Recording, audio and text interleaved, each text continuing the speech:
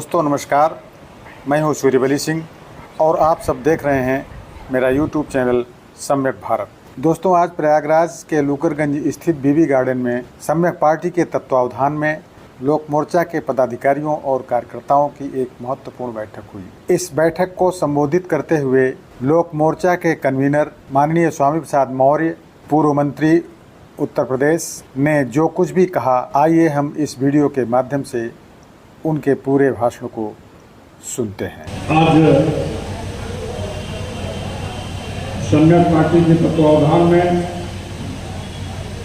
आयोजित लोक मोर्चा कार्यकर्ता सम्मेलन में आए हुए सभी सम्मानित भाइयों, बहनों, नौजवान साथियों, आज के इस कार्यक्रम की अध्यक्षता कर रहे हरियाणा सरकार के पूर्व मंत्री, पूर्व में सांसद रहे, लोकतंत्र सुरक्षा दल के राष्ट्रीय अध्यक्ष भाई राजकुमार सैनी साहब जी, अभी आपको संबोधित कर रहे थे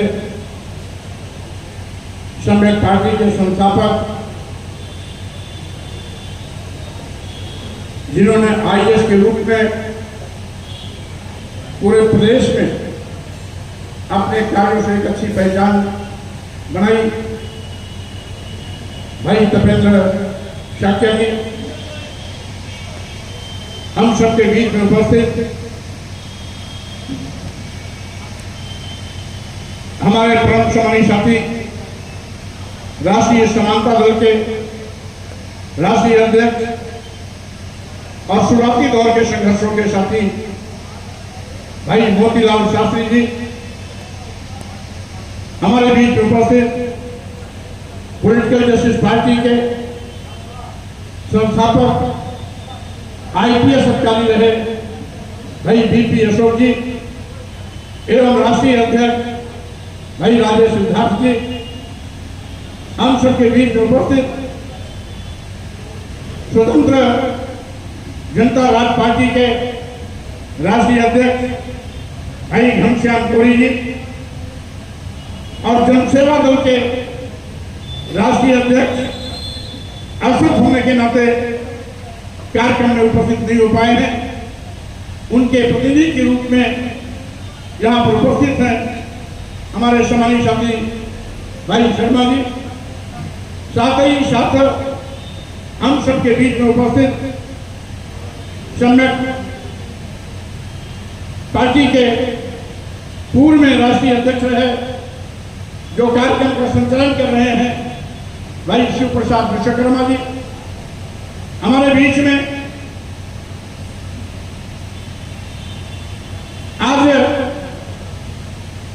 लोक मोर्चा की बैठक में पहली बार उपस्थित हुए हैं सम्यक पार्टी के राष्ट्रीय अध्यक्ष भाई राजामणि सुबैया राव जी, और इसी के साथ ही साथ मुस्लिम मजलिस के राष्ट्रीय अध्यक्ष भाई बशीर अहमद एडवोकेट साहब जी, हमारे यहाँ पर उपस्थित अपनी जनता पार्टी के राष्ट्रीय उपाध्यक्ष भाई विद्रोही गणपत राम मौर्य जी, और साथ ही साथ प्रदेश के महासचिव, प्रवक्ता, इलाहाबाद, वाराणसी, मिर्जापुर मंडल के प्रभारी भाई गुलाम मौर्य जी, हम सबके बीच में उपस्थित महिला प्रकोष्ठ की उपाध्यक्ष सुशीला वर्मा जी और महिला मोर्चा की प्रदेश महामंत्री अंजनी कुशवाहा जी, इसी के साथ ही साथ हमारे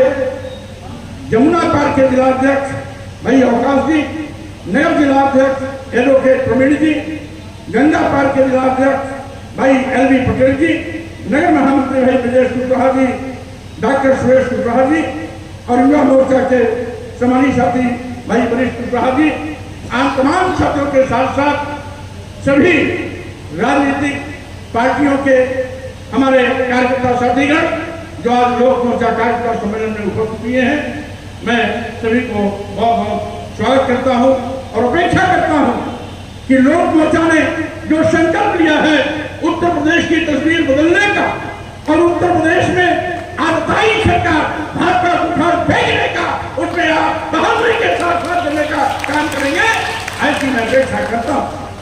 आप जानते हैं हमारे पूर्व वक्ता साथियों ने बातें बहुत बताई। आज यहाँ पर हमारे कुछ राष्ट्रीय अध्यक्ष सम्मिलित नहीं हो पाए क्योंकि अगला कार्यक्रम उनका मधुरी में होना है और गाजीपुर बनारस में होना है। इस वक्त अपनी कार्यक्रम की तैयारी में है। श्री सत्यनारायण गौड़ा जी नहीं आ पाए हैं। साथियों, मैं आपसे कहना चाहता हूं कि आज आपने उत्तर प्रदेश के जनरल राज को भली भांति देखा भी है, परखा भी है, जाना भी है।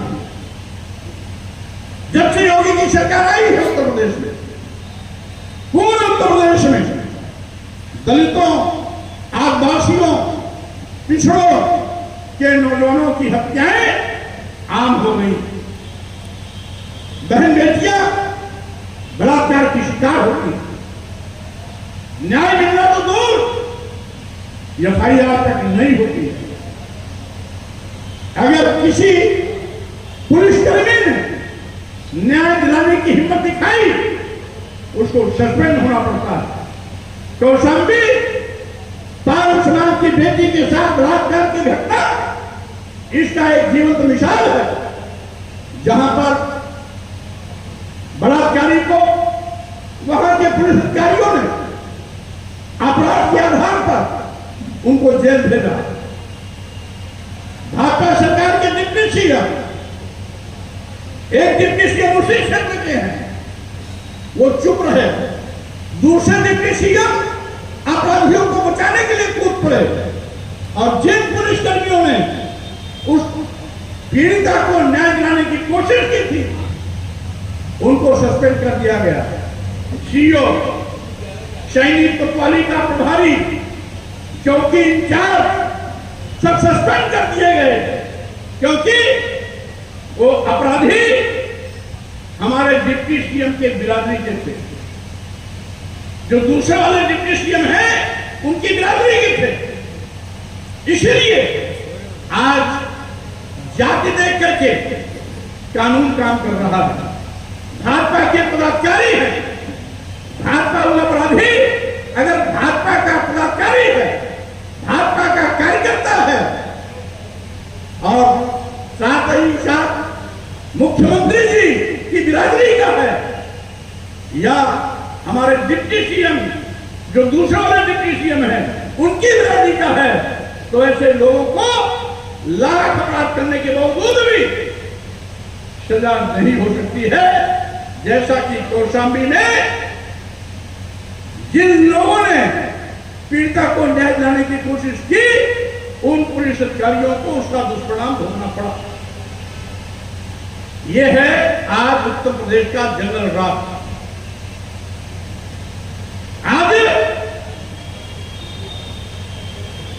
हमारे दलित, आदिवासी, पिछड़े मुस्लिम समाज के व्यक्ति द्वारा अगर छोटी भी गलती हो जाती है, दर्जनों मुकदमे दर्ज हो जाते हैं, बुलडोजर से घर गिरा दिया जाता है।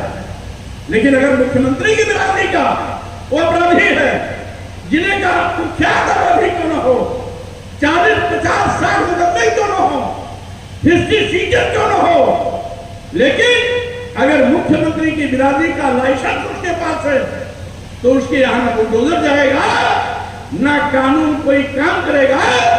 वो स्वच्छंद होकर के उत्तर प्रदेश की कानून व्यवस्था को धराशायी करता है और मुख्यमंत्री गूंगा बहरा अंधा बन करके केवल तमाशा देखता रहता है। ऐसा मुख्यमंत्री है जो उत्तर प्रदेश को आज गर्त में ले जाने का काम कर रहा है। साथियों, आप जानते हैं आज अपराधियों के बाहर है क्योंकि कानून और कानून के रखवाले ऊपर मेहरबान। अभी भी नेता हैं उन पर हमले होते हैं। कभी आगरा में हमला होगा, वहां के सांसद रामनिधि सुमन पर, क्योंकि दलित। कभी स्वामी प्रसाद मौर्य पर हमला होगा, क्योंकि वो पिछड़ समाज से आते हैं। यहां तक कि कभी भाजपा के विधायक की पिटाई होती है, यह भी वो पिछड़ा और दलित समाज का है। इस सरकार में कहीं पर आदिवासियों के सिर पर पेशाब किया जाता है, तो कहीं पर दलितों के शरीर में मलमूत्र लेप करके कुछ जात विशेष के लोग अपनी शान बढ़ाकर दिखते हैं, तो कहीं पर पिछड़े वर्ग के लोगों को जानवर से बदसलूकी करके उनको अपमानित किया जाता है। ये वो बिगड़ा हुआ देश है जिसमें देश की राष्ट्रपति द्रौपदी मुर्मू जी को भी दिल्ली के जगन्नाथ मंदिर में जाने से रोक दिया जाता है, क्योंकि वो आदिवासी समाज की महिला है।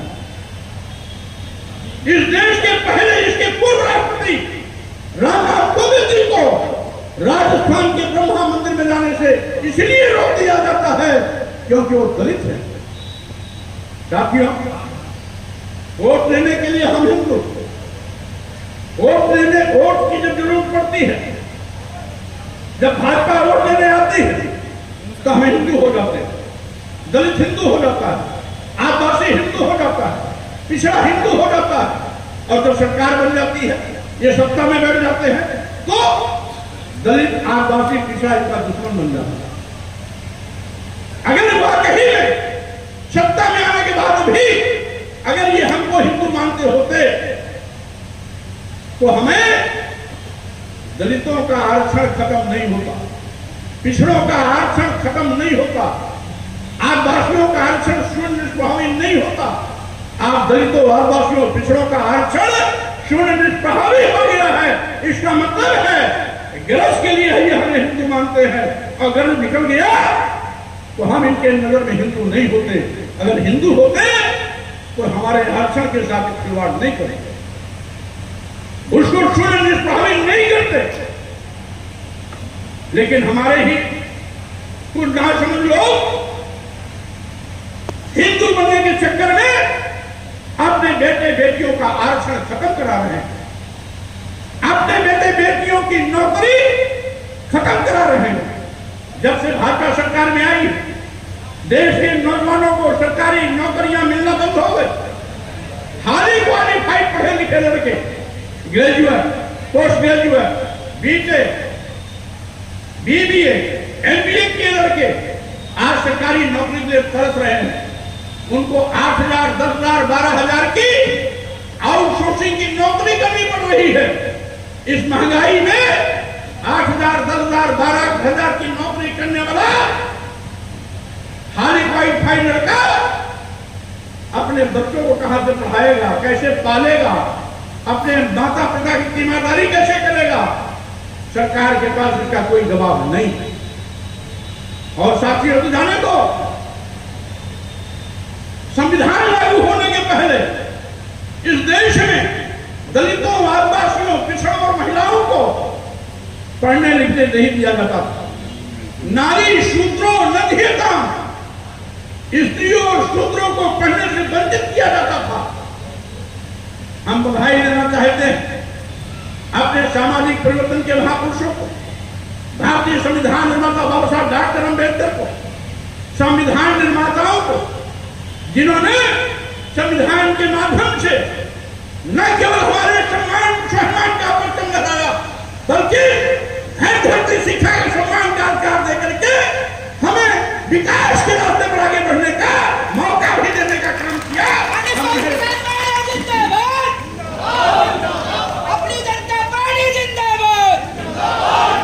साथियों, मैं कहना चाहता हूं, ये सरकार संविधान बदलना चाहती है। 400 के पार का नारा दिया था, 400 के पार का नारा देने वाले औंधे मुंह मिल गए। 400 पार का आंकड़ा नहीं पूरा कर पाए, और 400 के पार का आंकड़ा देने वाले लोग बैसाखी पे आ गए। बैसाखी पर चलने वाली सरकार जब संविधान नहीं बदल पाई तो संविधान की व्यवस्था के साथ खिलवाड़ कर रही है। एससी एसटी ओबीसी का हक मारा जा रहा है। और महिलाओं के विषय में आजकल तो एक से एक धर्माचार्य का चादर ओढ़ करके महिलाओं के विषय में जो आपत्तिजनक टिप्पणी कर रहे हैं, लेकिन उनके खिलाफ कोई एफआईआर नहीं हो रही है।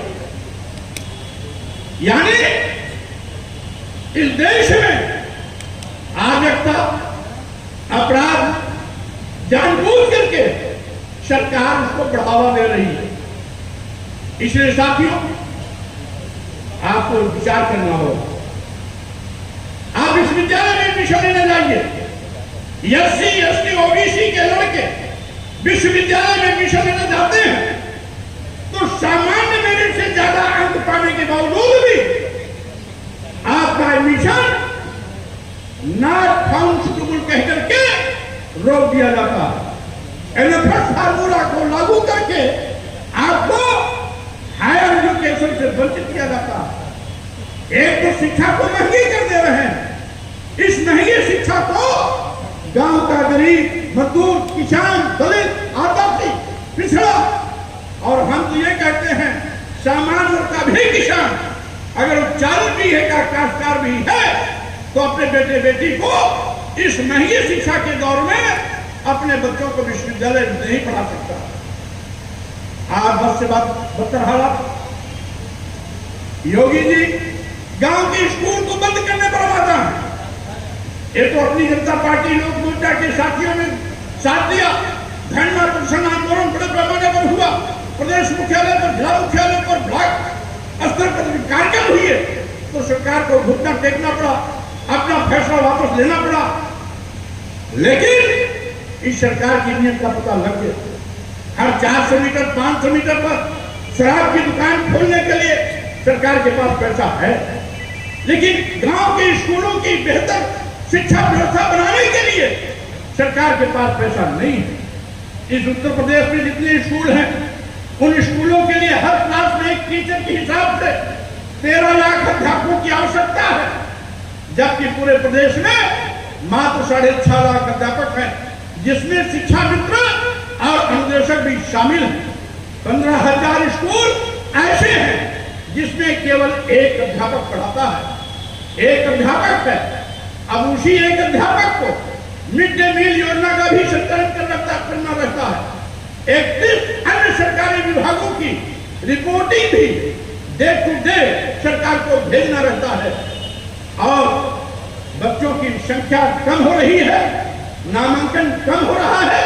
ये गलती सरकार की है, लेकिन नामांकन कम के नाम पर स्कूल बंद करने का पाप योगी सरकार कर रही है। साथियों ने तो वादा किया था, किसानों को लाभकारी मूल्य देने का वादा किया था, नौजवानों को सशक्त बाल दिखाए थे, लेकिन नौजवानों को उन्होंने बेरोजगार बना दिया। आज प्रदेश देश में करोड़ों बेरोजगार नौजवानों की फौज तैयार हो गई। वादा किया था किसानों को लाभकारी मूल्य देने का, किसानों को लाभकारी मूल्य देने का वादा करने के बावजूद भी लाभकारी मूल्य नहीं दिया। किसान की एक ही मांग है कि हमारे उत्पाद का न्यूनतम समर्थन मूल्य दिया जाए। ये सरकार आज तक सरकार के काम पर दूर नहीं रही। न्यूनतम समर्थन मूल्य की घोषणा नहीं की। छुट्टा जानवरों के द्वारा किसान की हरी भरी फसल को चरा करके चौपट किया जा रहा है। उस पर प्रभावी रोक लगाने में सरकार पूरी तरीके से फेल है। और दूसरे की क्या हाल है? ऊपर वाला जो है वो चाय बेचने वाला है। वो चाय बेचने वाला बड़े सपने दिखाए थे, सबका साथ, सबका विकास, सबका विश्वास। उसने बारी बारी से सबके विश्वास का गला घोट दिया और चाय बेचने वाला आज देश बेच रहा है। आप जानते हैं मोदी जब से प्रधानमंत्री बने, देश के सभी बंदरगाह बेच दिए, एयरपोर्ट बेच दिया, एयर इंडिया बेच दिया, 80% रेलवे स्टेशन बेच दिए, कई दर्जन ट्रेनें बेच दी, LIC जैसी बड़ी संस्था बेच दी। ये सभी सरकारी विभाग लाभ वाले विभाग थे। आखिर मोदी जी, अदानी अंबानी से आपका रिश्ता क्या है? जो प्रदेश की जनता की गाढ़ी कमाई पर बने हुए इन सरकारी संपत्तियों सरकारी विभागों को एक एक करके आप अदानी और अंबानी के हाथों में बेचते जा रहे हैं, निजी हाथों में सौंपते जा रहे हैं। जिन सरकारी विभागों में देश के नौजवानों को उम्मीदें थी कि आज नहीं तो कल हमें इस विभाग में सरकारी नौकरी मिलेगा, अब अदानी अंबानी के यहाँ बेच देने के बाद उन नौजवानों की उम्मीदों का सपना, उन उम्मीदों का दर्द छोड़ दिया, उनके सपनों को तार कर दिया।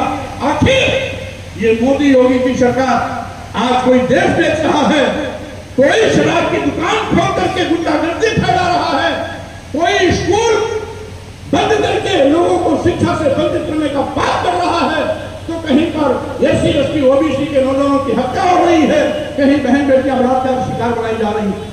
ऐसी हालात में साथियों आपको विचार करना है, आपको विचार करना है कि 2027 में अगर आप चाहते हो सम्मान स्वाभिमान के साथ खड़ा होने का, अगर आप चाहते हो आपके बेटे बेटियों को सरकारी नौकरी मिले, अगर आप चाहते हो बाबा साहब डॉक्टर अम्बेडकर ने संविधान के माध्यम से जो आरक्षण की व्यवस्था दी है उसका 100% क्रियान्वयन हो, अगर आप चाहते हो आपकी सुरक्षा की गारंटी दी जाए, अपराधियों को जेल की सलाखों में भरा जाए, तो 2027 में भाजपा सरकार को उखाड़ फेंकने का काम करिए, लोगों का सरकार बनाइए।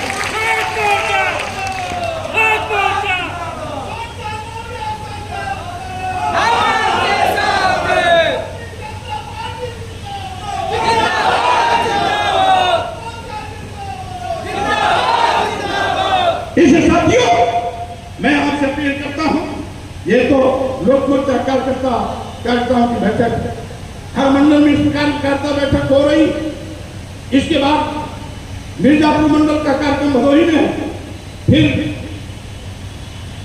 बनारस मंडल का कार्यक्रम गाजीपुर में, गोरखपुर मंडल का काम देवरिया में है, इसी प्रकार से बस्ती मंडल का कार्यक्रम बस्ती में है, शेष मंडलों का कार्यक्रम हो चुका है। ये कार्यक्रम लगातार चल रहे हैं। और साथियों मैं आपको कहना चाहता हूं, कौन कहता है आसमां में सुराग नहीं होता, कौन कहता है आसमां में सुराग नहीं होता।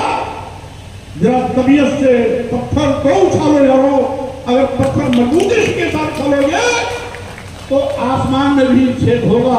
इसलिए आज लोक मोर्चा ने जो एक संकल्प लिया है,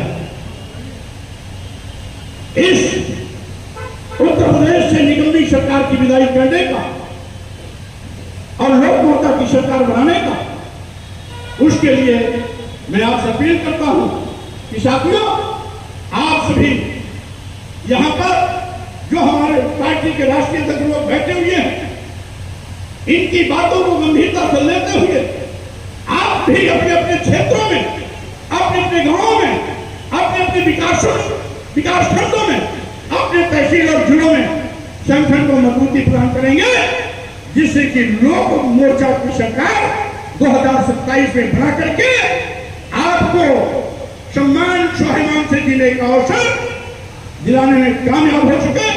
इन्हीं शब्दों के साथ मैं अंत में, ये लोक मोर्चा एक नारा है, समय पार्टी ने भी वो नारा ऊपर लिखा है कि जिसकी जितनी संख्या है उसका उतना हिस्सा। यही नारा मानव काशीराम ने दिया था, जिसकी जितनी संख्या भारी उसकी उतनी हिस्सेदारी। यही फार्मूला है लोक मोर्चा का। यानी जो भी वंचित है, जिसको भी राजनीति में अभी तक दूर की मक्खी का दर्जनार बाहर कर रखा गया था, सत्ता शासन से दूर रखा गया था, उन सभी समाज के लोगों को उनकी आबादी के अनुपात में हिस्सेदारी देने का संकल्प लोक मोर्चा ने लिया है। यही नहीं साथियों, मैं आपसे कहना चाहता हूं, अभी तक हम लोग दूसरों के धोखे में फंसते रहे। अपने दुश्मन को जिस तरीके से नाक बंदने के दिन हम शाम को दूध पिलाते हैं, उसी तरीके से चुनाव के दरमियान हम अपने दुश्मन को वोट दे करके उनको सत्ता पर बैठा दिए और जिसका नतीजा हुआ कि आज वो हमारा सरलीकरण कर रहे हैं, हमारे बच्चों का भविष्य भी खत्म कर रहे हैं, हमारा भारतीय संविधान का दिया हुआ आरक्षण भी खत्म कर रहे हैं, नॉट फाउंड सुटेबल के माध्यम से नौकरियों से वंचित कर रहे हैं, नॉट फाउंड सुटेबल के माध्यम से विश्वविद्यालय में प्रवेश से वंचित कर रहे हैं। इसलिए ऐसी निकम्मी सरकार को हटाना है और एक नारा हमारे साथ नहीं है। मैं कहूंगा वोट हमारा, रात तुम्हारा, आप कहेंगे नहीं चलेगा, नहीं चलेगा। वोट हमारा